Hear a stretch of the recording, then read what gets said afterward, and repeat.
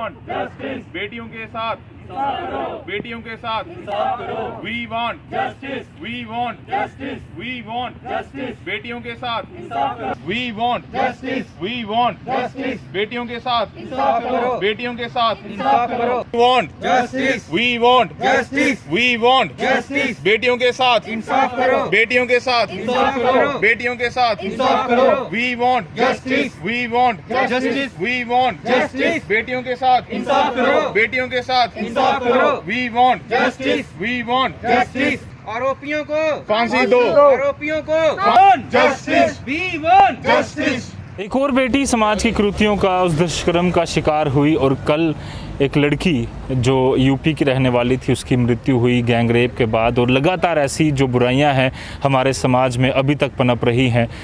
Nirbhaya case हो या उसके बाद कई सारे ऐसे केस हो, जब भी कोई रेप होता है, कोई बातचीत शुरू होती है कि लड़कियों के साथ इंसाफ होना चाहिए, तो उसके बाद हम ये उम्मीद रखते हैं सरकार से कि कुछ ऐसा कानून, एक ऐसी व्यवस्था बनाई जाए जिसमें कि रेप जो है वो पूरी तरह से हमारे समाज से ख़त्म हो जाए।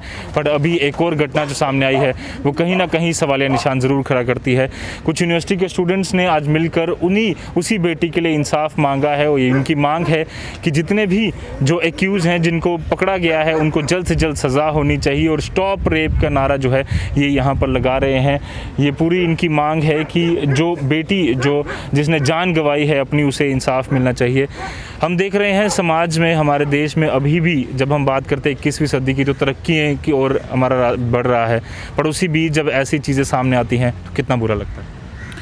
देखिए, वो शब्द नहीं हैं कि उस चीज़ को बयां किया जाए। आज हमें ये बोलने में भी बहुत ज़्यादा फील होता है कि एक रेप नाम की चीज़ जो पिछले सदियों से चलती आ रही है, जैसे निर्भया और दामिनी जैसे जो केस जो आज भी थमे नहीं हैं, और उसी प्रकार आज भी वो घटनाएं होती जा रही हैं। जैसे अभी रिसेंट जो वाक़या आपने यूपी के अंदर देखा, और मुझे लगता है कि मैं बस सरकारों से यही बोलना चाहूँगा, मैं अपनी भारत सरकार से ये बोलना चाहूँगा, आप हमें नौकरियां मत दीजिए, आप देश की डेवलपमेंट मत कीजिए, हमें सड़कें मत दीजिए, हमें रोड मत बनाइए, आप हमें कुछ नहीं चाहिए, हमारा इंफ्रास्ट्रक्चर भी नहीं बनाए, बट आपसे कृपा है हाथ जोड़कर आप देश की बेटियों को, देश की नारियों को, आप उन्हें एक बार, इतना सा मेरी आपसे विनती है कि आप उनकी रक्षाओं के लिए कुछ ज़रूर काम करें। उसके बाद हमें नौकरियां भी मिल जाएंगी, हमारे देश की तरक्की भी हो जाएगी। बट अगर देश का युवा, देश की नारियां, देश की बेटियां अगर वो सेफ़ नहीं है तो मुझे नहीं लगता कि ये भारत देश सेफ़ है। जैसे ही आपने कल की जो घटना सुनी होगी, बड़ी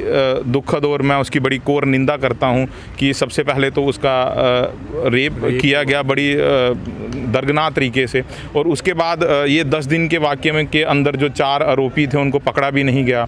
और उसके बाद उन्होंने जब वहाँ के स्थानीय लोगों ने उनको प्रेशराइज़ किया, प्रेशराइज़ करने के बाद जब एक को पकड़ा, दूसरे को पकड़ा, तीसरे को पकड़ा, और उसके बाद जो कल का रात का जो वाक़या, जो बहुत ही दर्दनाक वाक़या है, मुझे वो रिवील करने में बहुत ज़्यादा दर्द हो रही है, बिकॉज मैं ये समझता हूँ कि मेरी अपनी बहन के साथ ऐसा हुआ है, तो मैं वो दर्द वो समझ सकता हूँ।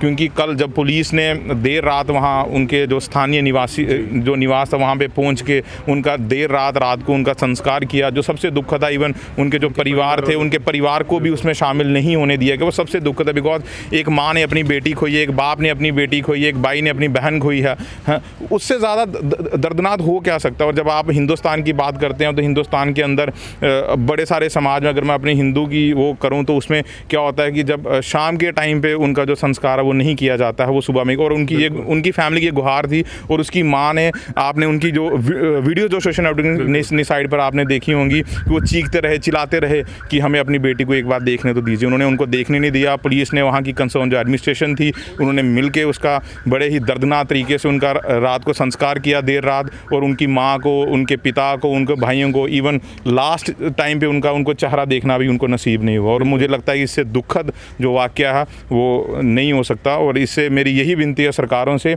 कि आप हमें नौकरियां मत दीजिए, देश की डेवलपमेंट को छोड़ दो। स्मार्ट सिटियाँ क्या करनी है? आप बेटी बचाओ की बात करते हो, तो आपने, मुझे नहीं लगता कि इस देश के अंदर आज बेटी सेफ़ है। अगर बेटियों को सेफ वाक़या करना चाहते हो तो आप उनकी तरफ ये ध्यान दो। मेरी कुछ प्रॉपर अरेंजमेंट जो किए जाने चाहिए। हम देख रहे हैं सरकारें लेजिस्लेचर की भी बात करती हैं। हर साल जब ये बात चलती है तो एक वेव शुरू होती है, पर उसके बाद जो है कुछ दिन के बाद हथियारे जो व्यक्ति है वो जेल जाता है, और उसके बाद लंबी देर एक केस चलता है, और उसके बाद हम देखते हैं कि ऐसी घटनाएँ रिपीट होती जाती हैं। क्या करना चाहिए सर? सरकार? बिल्कुल, देखिए जैसा कि एक लड़की के साथ रेप हुआ वो तो बहुत गलत है, बहुत ही गलत तरीके से, जैसे हमारे बड़े भाई सन्नी जी ने कहा उसका संस्कार कर दिया गया हिंदी रीति रिवाजों के बिल्कुल अपोजिट विरुद्ध हुआ वो हमें दुख है। देखिए अगर वो लड़की है उसकी जगह हमारे मोहल्ले की लड़की या हमारी बहन भी हो सकती है। देखिए लड़का अगर एक घर का चिराग है ना, बेटी 2 घरों की रोशनी है, तो उस रोशनी को बचाइए। अगर वो रोशनी बचाओगे तो देश बचेगा, देश बचेगा तो हम बचेंगे। पिछले दिनों आपको पता है जैसे निर्भया हत्याकांड में जो दिल्ली में हुआ था, तो उनके आरोपियों को फांसी दे दी गई है। हमारा सरकार से यही कहना है कि जल्दी से जल्दी इस पे केस चले, उन लोगों को फांसी दी जाए। दुश्मन माफ़ नहीं किए जाएंगे, बदले सभी लिए जाएंगे। जय हिंद, जय भारत। बिल्कुल, आप एक महिला हैं, आपको भी समझ आता होगा कि समाज में जो कृतियां हैं लगातार हम देखते हैं। जब बेटी को बाहर जब जाना होता है रात को तो उसे 10 बार सोचना पड़ता है। ये बुराइयां कब तक हमारे समाज से निकलेंगी? पहले तो मैं ये कहना चाहूँगी कि कुछ सालों से जब हम देख रहे हैं कि रेप नामक जो ये रेप जो हो रहे हैं, पहली बात तो मुझे हम ये कहना चाहते हैं एज अ गर्ल, मैं ये कहना चाहूँगी कि हम अभी भी सेफ़ या सिक्योर फील नहीं करते हैं। हम जब भी रात को निकलते हैं तो अभी भी हमें बोला जाता है कि 8 बजे से पहले आ जाना घर में, देर रात तक मत रुकना। तो ये सब इसीलिए है क्योंकि हमारे सोसाइटी में अभी भी रेप इतना मतलब फैला हुआ है, कहीं भी हम नहीं सेफ फील करते हैं। तो आई थिंक एंड मैं चाहती हूँ कि एज सब लड़कियों सब औरतों के ऑन बिहाफ में कहना चाहती हूँ कि ऐसी कोई वारदात होने के बाद हम क्यों जस्टिस के लिए मतलब गुहार लगाते हैं, हम क्यों कहते हैं कि हमें जस्टिस चाहिए, हम क्यों कैंडल लाइट्स मार्चेस लगाते हैं। आई मीन हम ये क्यों इतना करते हैं आफ्टर एक वारदात? हम क्यों नहीं ऐसे लॉज बना सकते हैं जो कि हमें सेफ़ और सिक्योर फील कराए? बाकी कंट्रीज़ भी हैं जो ऐसा करती हैं कि नहीं छोड़ती हैं वो रेप, जिन्होंने भी रेप किया होता है उन लोगों को नहीं छोड़ती हैं।